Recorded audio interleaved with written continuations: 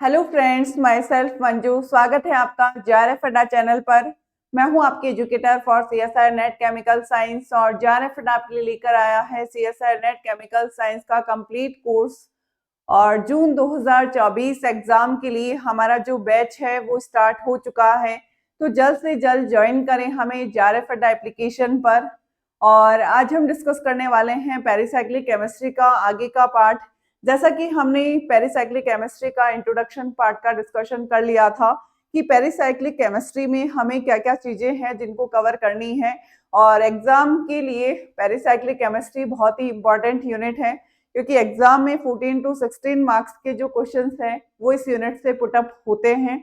और आज हम स्टार्ट करते हैं पेरिसाइक्लिक केमिस्ट्री में हमारी आगे का सेशन। तो देखिए, सबसे पहले तो अगर हम देखें कि पेरिसाइक्लिक केमिस्ट्री का हमने 4 टाइप की रिएक्शंस को कंसीडर किया था कि पेरिसाइक्लिक रिएक्शंस जो होती है वो आपकी 4 टाइप की होती है। फर्स्ट था इलेक्ट्रोसाइक्लिक रिएक्शन, सेकंड था साइक्लो एडिशन रिएक्शन, फिर था सिग्मा ट्रॉपिक और फोर्थ थी ग्रुप ट्रांसफर रिएक्शन। अब हम स्टार्ट करते हैं कि सबसे पहले तो इलेक्ट्रोसाइक्लिक रिएक्शंस होती क्या है। अभी भी हम केवल और केवल ये देख रहे हैं कि किस रिएक्शन में होता क्या है, फिर हम डिटेल से एक एक रिएक्शंस को लेंगे कि उसमें किस तरीके से एग्जाम में क्वेश्चंस पुटअप होते हैं। देखिए, सबसे पहले तो अगर हम बात करें इलेक्ट्रोसाइक्लिक रिएक्शन, तो इसमें होगा कि क्या, these reaction involve the intramolecular, यहाँ पर एक वर्ड आया है, these reaction involve intramolecular, intramolecular cyclisation.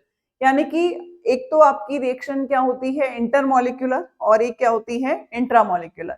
जब उसी मॉलिक्यूल में एक तरीके से आपकी जो साइक्लिक ट्रांजिशन स्टेट फॉर्म हो रही है और उसके बाद नया प्रोडक्ट फॉर्म हो रहा है, तो ये जो रिएक्शंस होती है वो इंट्रामोलिक्यूलर रिएक्शन होती है। और जब अलग अलग आपकी जो ये कहें कि रिएजेंट अलग अलग उनके बीच में जब रिएक्शंस होगी, तब वो रिएक्शन इंटरमोलिक्यूलर होती है। एक ही मॉलिक्यूल में रिएक्शन हो तो वो आपकी इंट्रामोलिक्यूलर, और अलग अलग मॉलिक्यूल के बीच में रिएक्शन हो तो वो आपकी इंटरमोलिक्यूलर।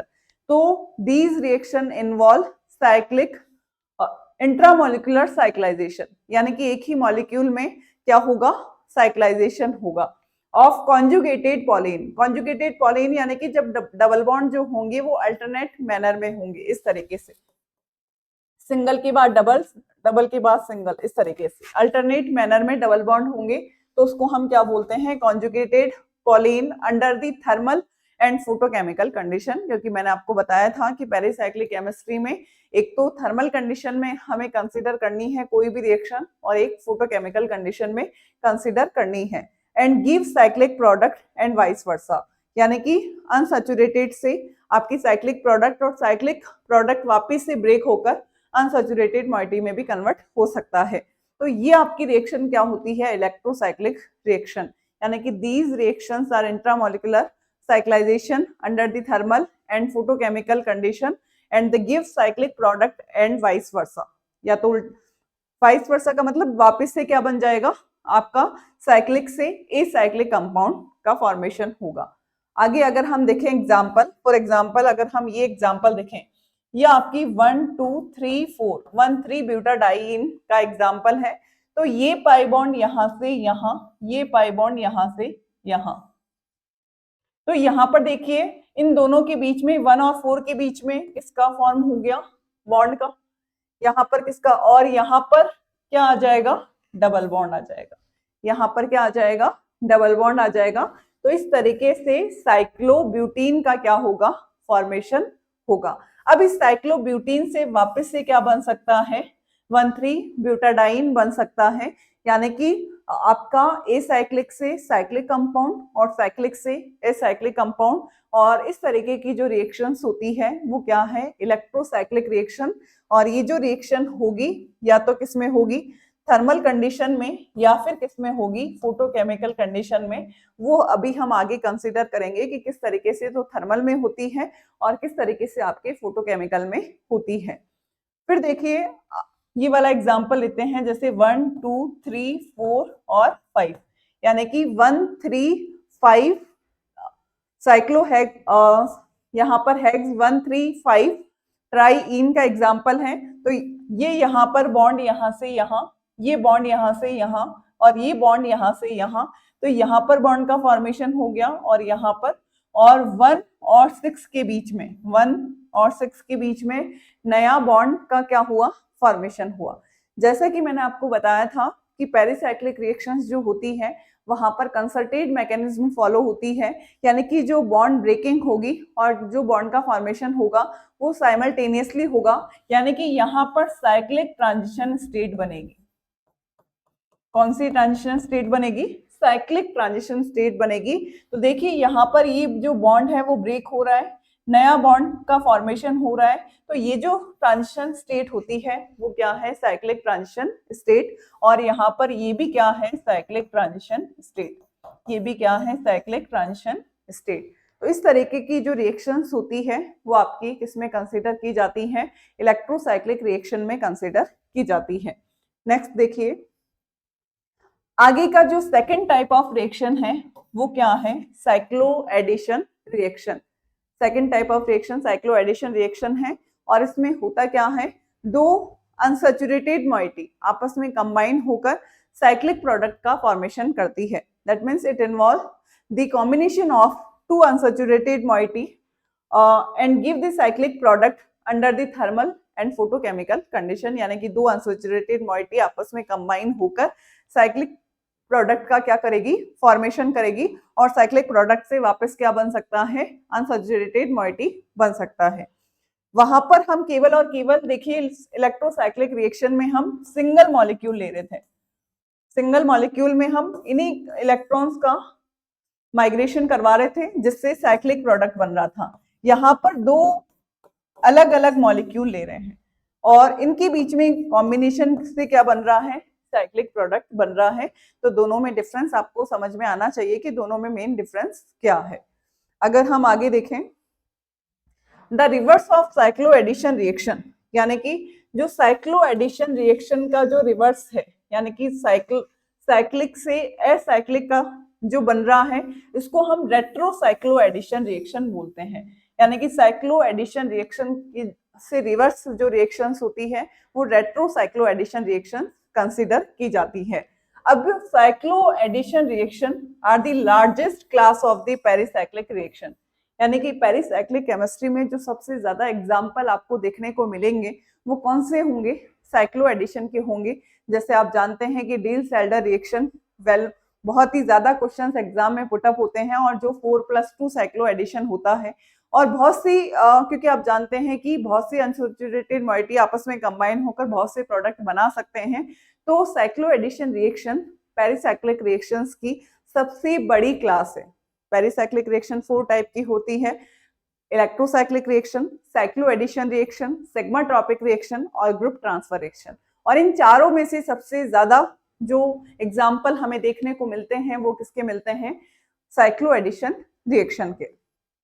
अब ये जो साइक्लो एडिशन रिएक्शन है या तो क्या होगी इंटरमॉलिक्यूलर या फिर क्या होगी इंट्रामॉलिक्यूलर।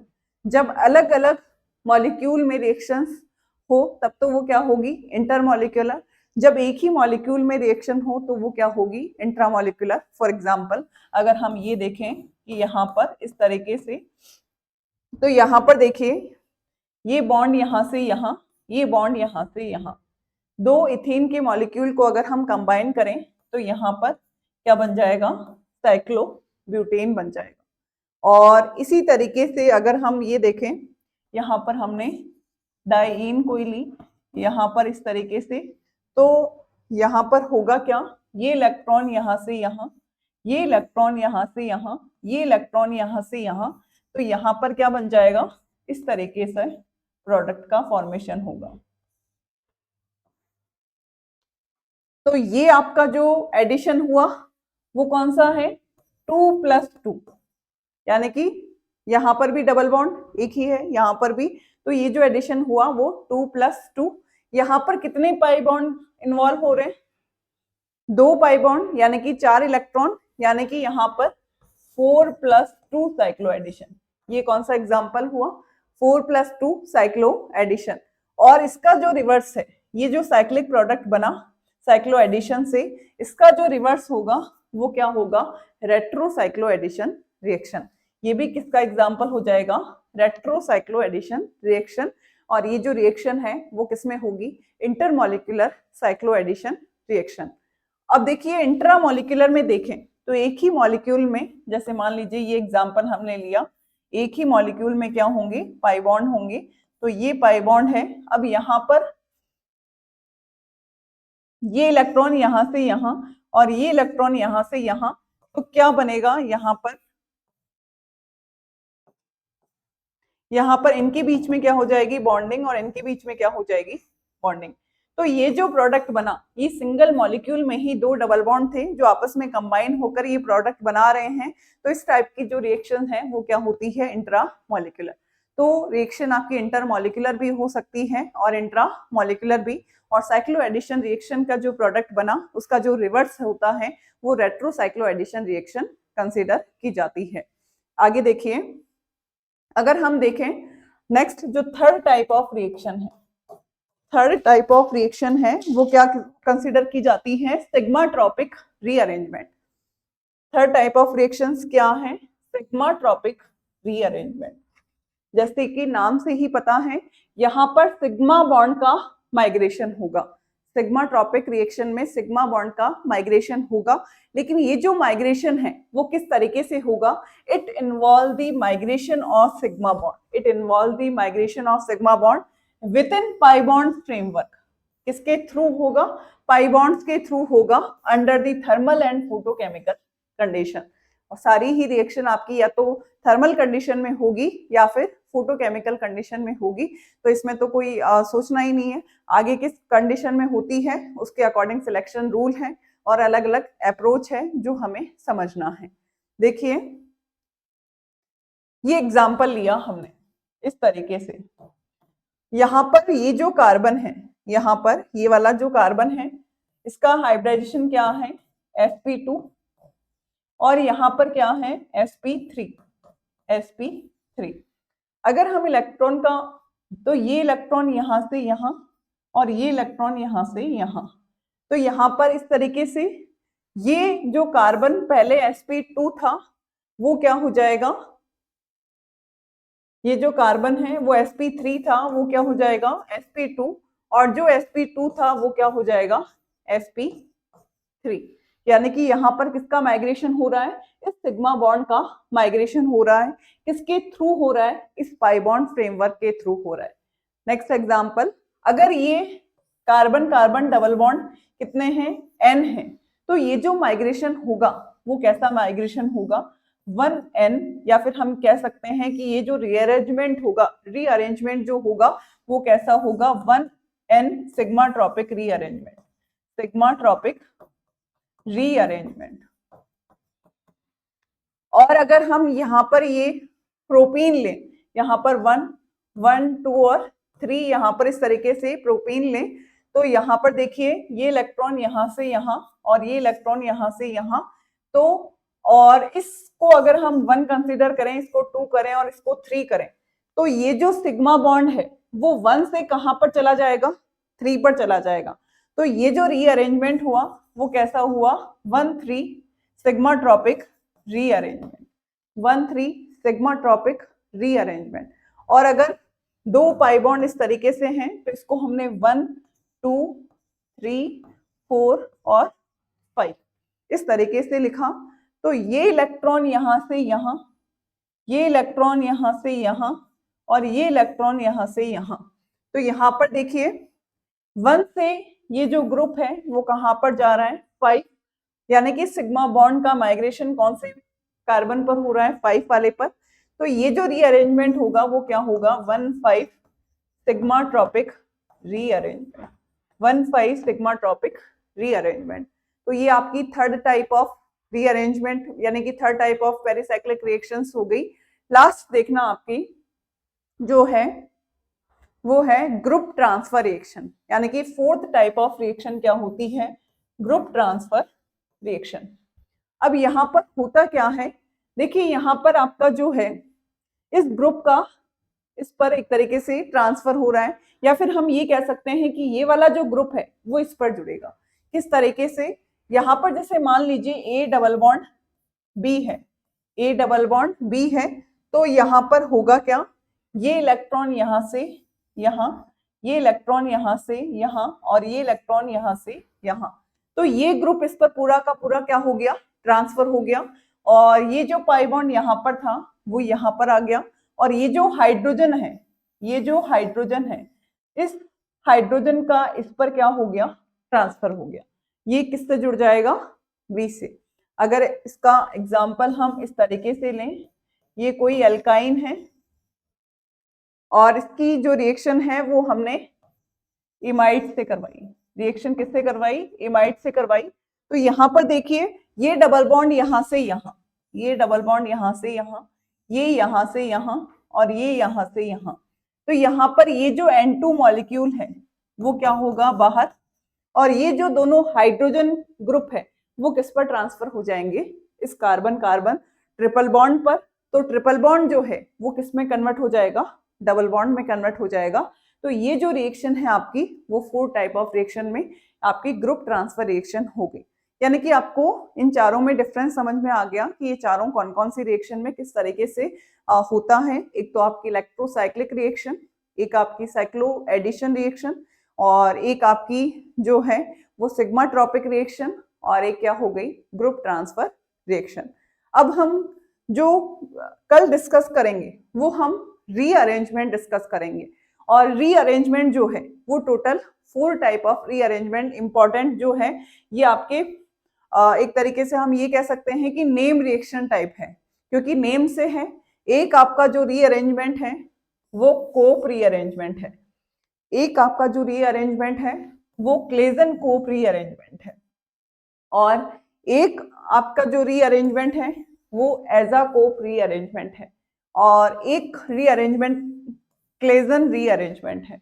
देखिए ये होते क्या हैं वो कल हम स्टीरियोकेमिस्ट्री के साथ इनका हम डिस्कशन करेंगे, लेकिन किस में होते हैं वो एक बार देखना। जैसे आपका अगर इस तरीके से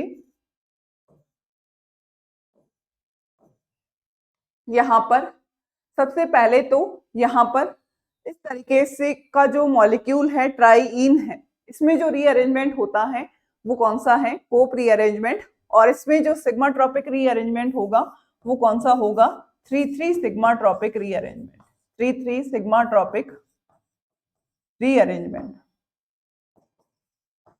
अगर हम देखें क्लेजन कोप रीअरेंजमेंट, तो यहाँ पर एक ऑक्सीजन जुड़ा हुआ होगा, क्या जुड़ा हुआ होगा, एक ऑक्सीजन जुड़ा हुआ होगा। यहाँ पर डबल बॉन्ड नहीं है, इसको देखना एक बार, यहाँ पर डबल बॉन्ड आपको नहीं लिखना, इस तरीके से है। और यहाँ पर क्लेजन कोप, यानी कि यहाँ पर इस कार्बन की जगह क्या आ जाएगा, ऑक्सीजन आ जाएगा।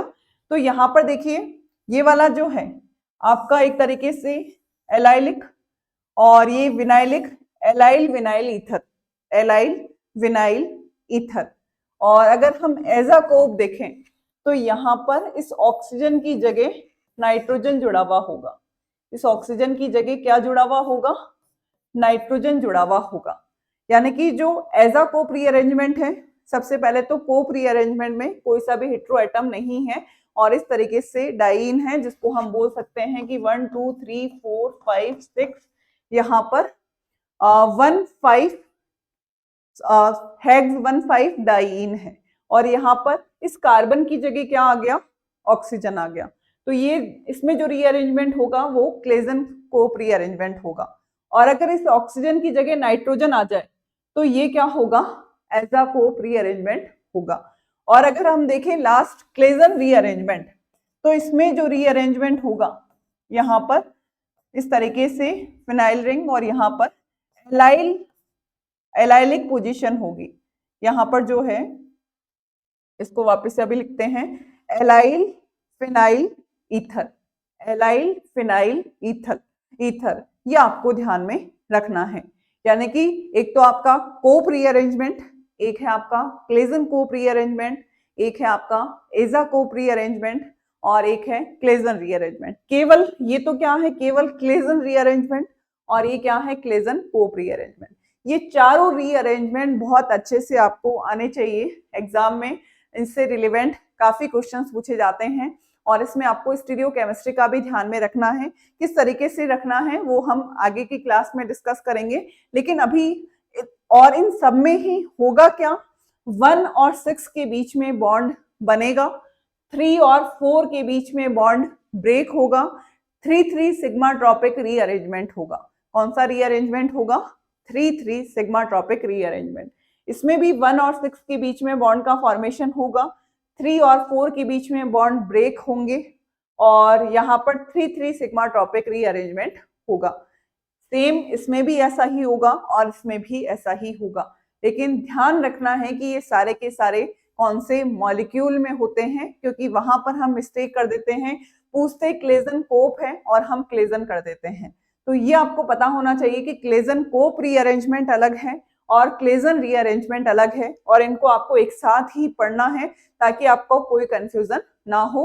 1 और 6 के बीच में बॉन्ड का फॉर्मेशन होगा, 3 और 4 के बीच में ब्रेक होगा और आपका 3-3 सिग्मा ट्रॉपिक रीअरेंजमेंट होगा, जो हम अपनी नेक्स्ट क्लास में देखेंगे कि ये चारों, और इनके एग्जाम्पल भी हम डिस्कस करेंगे और स्टीरियोकेमिस्ट्री को रिलेवेंट करके इसके एग्जाम्पल्स हम डिस्कस करेंगे।